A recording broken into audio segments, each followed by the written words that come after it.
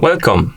In front of me I have ASUS VivoWatch BP and I'm gonna show you how to set up the alarm clock on this watch.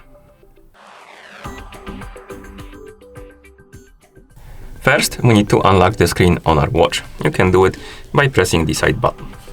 After you unlock the screen, swipe left or right on the screen to scroll through the list of options and find the alarm clock option. Looks like this. Once you find it, tap on the setting button right here. And now we can set up the alarm clock basically by selecting one of the alarms. We have, I believe, up to 8. We can edit. So select one of the alarms, then tap on the settings icon. And here we can customize our alarm clock. We can set the hour, minutes, and we can tap on the arrow to continue.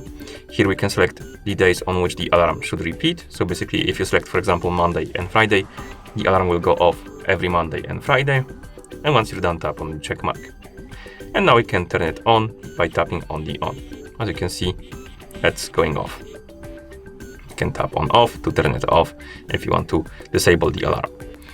And once you're done, you can press the side button to go back to watch face. And that's how you set up the alarm clock on this watch. Thank you for watching. If you found this video helpful, please consider subscribing to our channel and leaving a like on the video.